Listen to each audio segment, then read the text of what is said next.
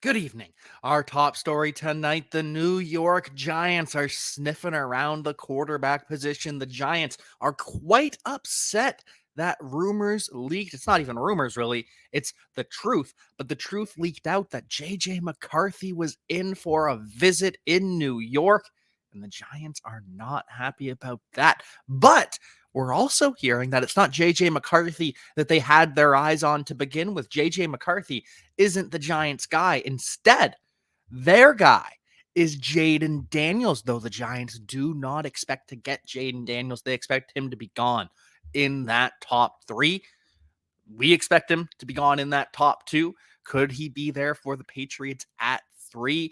Could the Vikings be moving up to three for Drake May? There is so much happening, but we now know that the Giants not in love with Daniel Jones, but we already knew that. And we've got so much more to share with you here today on Player Profiler today.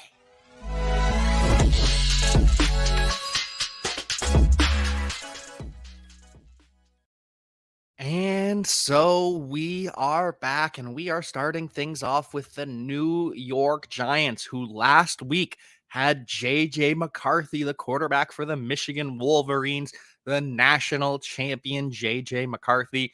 He was in for a visit in New York. Now, I'm surprised this didn't leak earlier. So many cameras in New York, but I guess he was probably actually in New Jersey. And no one pays attention to New Jersey. So maybe that's the reason why no one had a clue until this week that JJ McCarthy was visiting the New York Giants. JJ McCarthy set to visit the Minnesota Vikings next week. And with his pro day today, JJ McCarthy was visiting last night with the Washington Commanders. But the Giants have set their sights on JJ McCarthy, and they are willing to settle for JJ McCarthy. But he wasn't the dream, and he is not the dream. The dream for the New York Giants appears to be Jayden Daniels, quarterback out of LSU, the Heisman Trophy winner, who is probably going to be gone by the time the Giants pick at 6, unless the Giants move up. But even then, we keep hearing over and over and over. Commanders love Jayden Daniels. Jayden Daniels and the Commanders. Jayden Daniels, number 2 overall. Now, I think that Drake May should be the 2nd overall pick. He has been that guy for years now. And then the shiny new toy comes along and we pivot. But Jayden Daniels feels like a Cliff Kingsbury quarterback. This all scans. This all makes sense. And so the Giants not only won't get their way, won't get Jayden Daniels as their QB, but they're going to have to face him twice a year with the Washington Commanders. And with Daniel Jones at quarterback, probably just not going to be enough. Daniel Jones at quarterback. We already heard the saga of Daniel Jones this offseason. We've been hearing reports for weeks now that the New York Giants are having massive buyer's remorse. They regret giving Daniel Jones that $40 million a year contract. Wish they didn't do it. And that was even before the ACL tear happened, that the Giants were not impressed with what they were seeing from Daniel Jones. Then he tears his ACL. And when's he going to play? When is he going to be healthy? What is this offseason going to look like for the New York Giants? So then they bring in Russell Wilson. They tell Russell Wilson, though, hey, you're not being given the starting job. Daniel Jones is our starter. And so he goes to Pittsburgh to be the starter there. And I just don't believe the New York Giants. And they bring in Drew Lock. Drew Lock reportedly tells the Seahawks general manager, John Schneider, that, hey, I'm going to go to the Giants because they believe that I can be this year's Baker Mayfield. They think that I can take over and be their starter. And I've got to go where I've got a chance to be a starter. I'm not competing in Seattle with Geno Smith, but I could be competing in New York with Daniel Jones. And then after that report comes out, Drew Lock walks it back saying, no, I never mentioned Baker Mayfield. No, I'm not the starter. I'm the backup. Sure you are, buddy, because we all know that Daniel Jones will not be there for OTAs, will not be there for minicamp, and that will thrust Drew Lock into the QB1 position, working with the first-team offense for the early portion of the offseason. And then will Daniel Jones be back for training camp? Will he be delayed in his return? That will shake things up as well. And we have heard for months now that the Giants were always going to be drafting a quarterback no matter what. It was going to be Daniel Jones, a veteran who we have in Drew Lock, and a rookie. Now, could that rookie be JJ McCarthy, or are they going to wait until the second round? Are they going to take a Bo Nix, a Michael Penix? Are they going to wait until later for a Michael Pratt? These are the conversations being had with the New York Giants right now. But we do know that they are in at the very least on JJ McCarthy. So there's a couple scenarios here. It really doesn't sound like the Giants can leapfrog the Minnesota Vikings, or at least won't. The Vikings now have that extra first round pick this year. They've got more capital to work with, to offer to the Cardinals. And so Giants kind of just accepting their fate that we're probably not going to beat the Minnesota Vikings for JJ McCarthy if they really want him. But is JJ McCarthy going to the Vikings at 4? We keep hearing that the New England Patriots are not sold on making their draft pick, that the New England Patriots very well could be trading back, could be accumulating assets, could be looking for an offensive tackle instead of a quarterback at this point in their rebuild in the post-Bill Belichick era. So there's a world where the Minnesota Vikings trade up to 3, take Drake May, and what do the Cardinals do? Do they trade back to 6 with the New York Giants and allow them to select JJ McCarthy, their QB of the future? Are the Giants going to offer enough where it's worth it for the Cardinals to trade back and trade off Marvin Harrison Jr.? A lot of moving pieces here for the Arizona Cardinals, for the Minnesota Vikings, for the New York Giants, and I cannot wait to follow along. In other news for the New York Giants, Isaiah Hodgins did re-sign with the team. He wasn't tenured, so he was able to hit free agency. He listens to his offers and returns to the New York Giants. So Isaiah Hodgins is back. Giants add another swing tackle in Matt Nelson. The Giants loading up on both starting and backup offensive linemen because last year and the last couple of years, if we're being honest, have been pretty brutal on that front. And they're going to need to protect their quarterback, whoever it is, whether it's JJ McCarthy, Daniel Jones, not Jayden Daniels, but maybe Drew Lock. But we do have JJ McCarthy's pro day. And at this point, we've got 9 head coaches and general managers in attendance to watch JJ McCarthy sling the football. But no Minnesota Vikings. Kwesi Adolfo-Mensah, the general manager, not in attendance. Kevin O'Connell, the head coach, not in attendance. Now the Vikings will be meeting one-on-one with JJ McCarthy in Minnesota.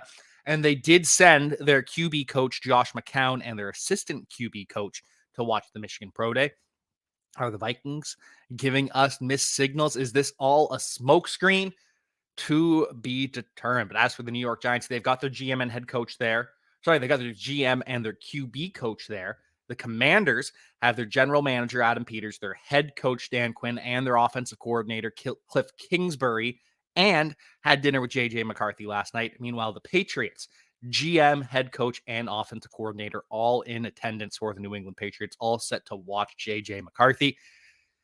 And it appears that all these teams are here for JJ McCarthy, and they probably all are. But remember, the Michigan Wolverines had 18 guys at the combine, an NFL record, roughly 18 draftable prospects for the Michigan Wolverines. It's not all about JJ McCarthy, why these head coaches, these general managers are here, though he is a large part of that. But JJ McCarthy, Jayden Daniels, what about Caleb Williamson, the Chicago Bears? We'll be back with that and so much more right after this word from the Podfather. Now, I know many of you are looking for a secret weapon for your Dynasty League, and I have it. It's called the Dynasty Dominator app. You go to the App Store, go to Google Play. It's right there. It's $5 to download, and then every year it's $5 to load the next incoming class of rookies. You can add superflex, add tight end premium. It's incredible because it allows you to look up players. It allows you to vote on whether a player is a buy, hold, or sell, and then see the market sentiment on that player. And you can compare their lifetime value rating from PlayerProfiler to their Dynasty ADP at the FFPC, all in the price lookup tool. And beyond that, we have a trade analyzer, so you'll never lose another Dynasty trade again. And in our settings, you can set this is a win now team, this is a rebuilding team, and then we let you compare players. Look at their metrics side by side, prospect metrics, NFL metrics. It's all there. It's $5 in the App Store. There's some add-ons for Superflex and to buy the upcoming rookie class. Every year, you're going to spend $5 on this thing, and it's going to be well worth it. This episode is brought to you by Player Profiler, the Dynasty Deluxe package.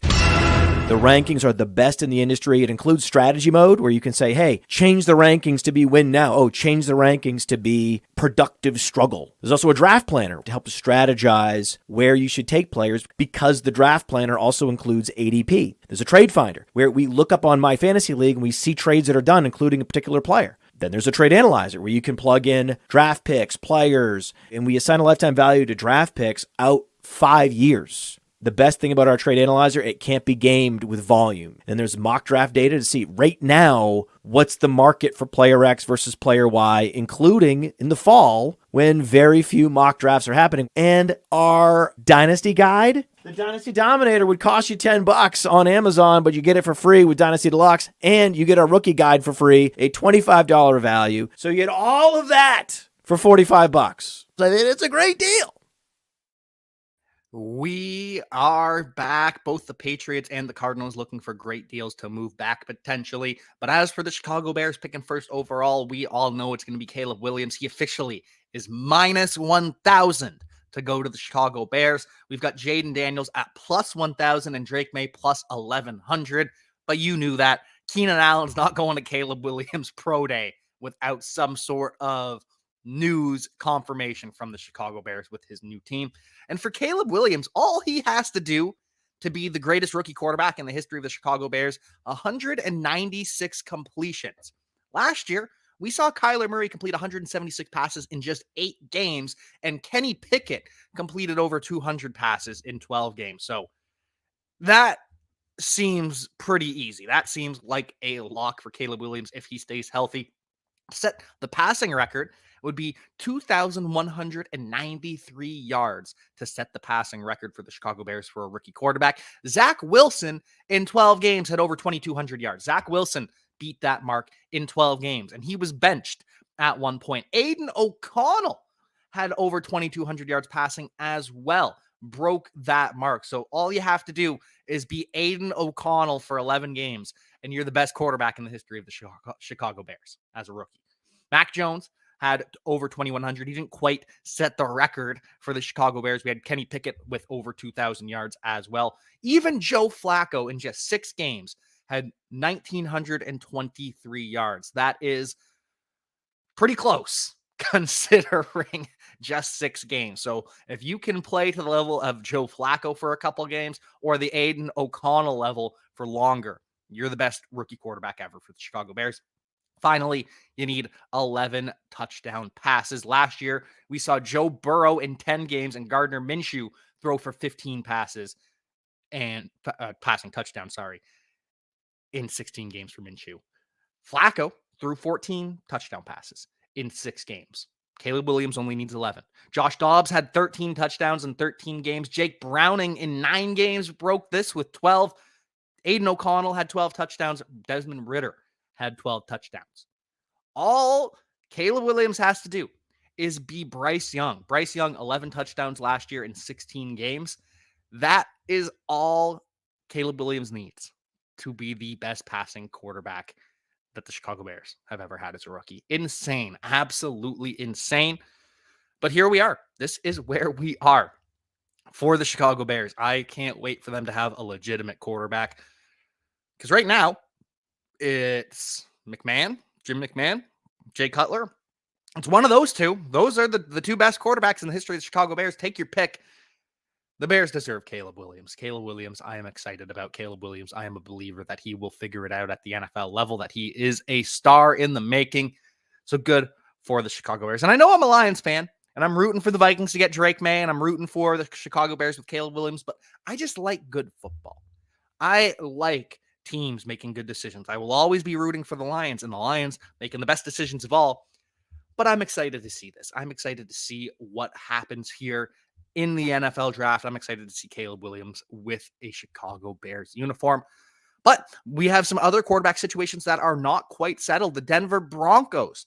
Right now, it's Jarrett Stidham as QB1. The Broncos were interested in Sam Darnold, but Sam Darnold goes to the Minnesota Vikings for $10 million. The Broncos don't have that kind of money to spend because they have $39 million this year in Russell Wilson, $85 million total over the next 2 years in Russell Wilson. And so, for now, Jarrett Stidham is the guy. He is QB1. He has switched his jersey to number 8. And they're going to draft a quarterback. But like we said earlier with the New York Giants, is it going to be someone in round 1? We've seen a couple mock drafts linking Bo Nix to the Denver Broncos. But we've also heard reports that they could wait until later in the draft, take Michael Pratt round 3, 4, 5, and roll with that instead behind Jarrett Stidham, those lottery tickets, and build up the roster instead.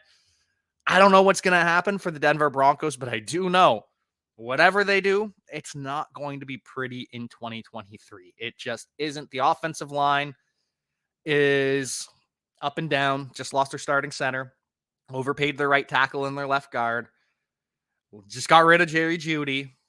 So there's even less options in the passing game, though I do love Marvin Mims getting a full opportunity, but it's not going to be pretty for the Denver Broncos in 2024. It's going to get ugly. Sean Payton probably frames it as, well, what do you expect me to do? You stuck me with Russell Wilson. Now I'm finally rebuilding my team. 2025 is my first real year as the head coach of the Denver Broncos. I don't think the Sean Payton experiment is going to work out, but this is where we are at for now. Moving on to the wide receiver position, we had a couple of lower tier signings. Paris Campbell goes to the Philadelphia Eagles. He might be the new Quez Watkins. I was shocked to find out that Paris Campbell has one season in his career with over 200 yards receiving. Just hasn't been able to stay healthy, hasn't been able to be on the field, hasn't been able to win a starting job at times. That last season with the Indianapolis Colts before he came over to the New York Giants was that year that he had his best season of his career. He was out there as a full-time starter and still really didn't produce. We'll see if Paris Campbell is even a starter by the time week 1 rolls around as that wide receiver 3. As for the Miami Dolphins, they're hosting Odell Beckham Jr. Visiting with him, they re-sign River Craycraft. We also know that they were talking to Xavier Worthy at his pro day, the fastest man in NFL Combine history, with the 4.21 meeting with the Miami Dolphins. As for the Baltimore Ravens, they met with Michael Gallup. They host him for a visit. And now Josh Reynolds, former Detroit Lions wide receiver, coming to town, coming to visit with the Baltimore Ravens. The Lions' offer to bring Josh Reynolds back was reportedly lower than he was hoping for. So now he's shopping around, listening to some different contracts, seeing, hey, is it worth it to go here? Because I'm happy in Detroit, not happy about the money, but let's talk. Let's see if you're going to offer me enough to leave Detroit, or if the grass really isn't always greener. So the Ravens looking for a new wide receiver after cutting Odell Beckham Jr. Josh Reynolds fully healthy. Michael Gallup, another year removed from his ACL tear. So Ravens looking for the cheaper not reclamation project, but just a cheaper wide receiver that they are hoping will fill the role of Odell Beckham. We'll see. We'll see how it happens. The Ravens taking a lot of hits this offseason. Trade their right tackle, lose their left guard. The right guard lose as well. So the offensive line is in flux. They have less weapons on offense. The defense lost some key pieces. Ravens going through a transition here.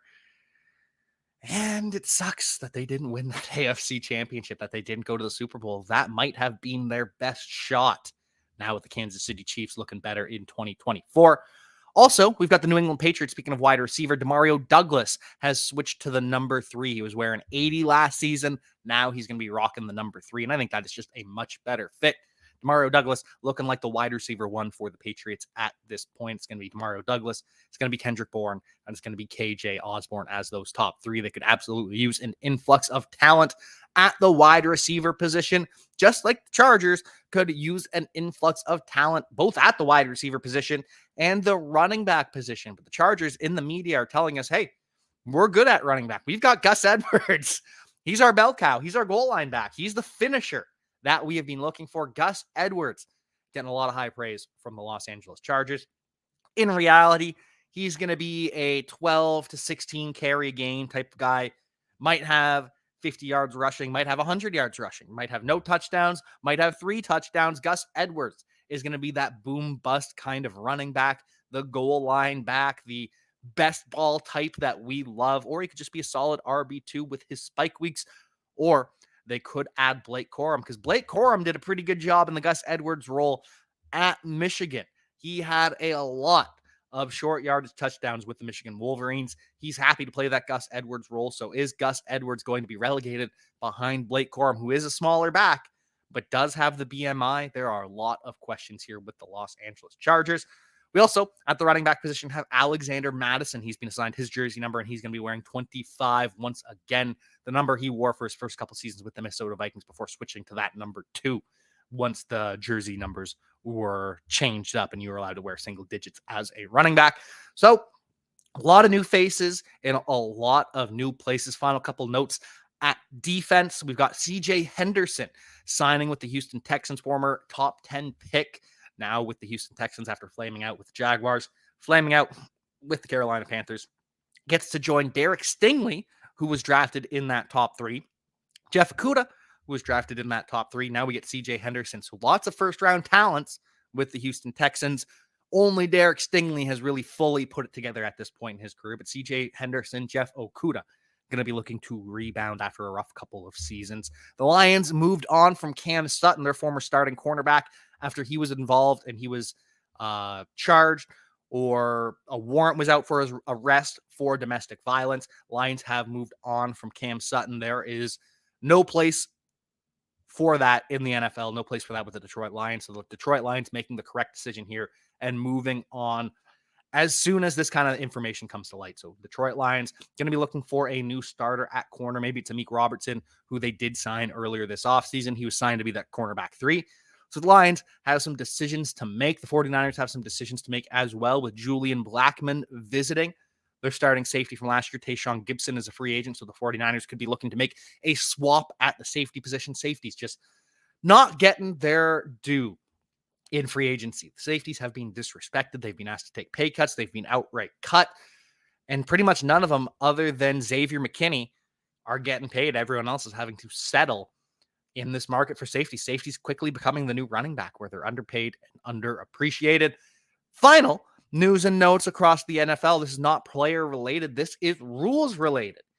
And the tush push is here to stay. So feel comfortable drafting Jalen Hurts once again in 2024, knowing that he's going to have 5, 6, 7, 8, 9, 12 touchdowns for Jalen Hurts off that QB sneak. Once again, the tush push isn't going anywhere. The trade deadline could be going somewhere. The trade deadline could be moving back a week or 2, allowing more teams more time to make those deals. Teams to decide, okay, well, we're not contenders, so let's plan for the future.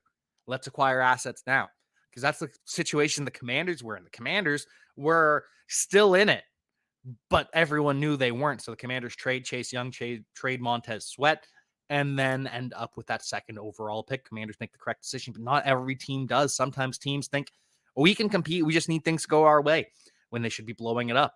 Another week on the trade deadline, another 2 weeks on the trade deadline just gives that much more information, much more time to be eliminated from playoff contention. And so hopefully it means more trades coming in the future.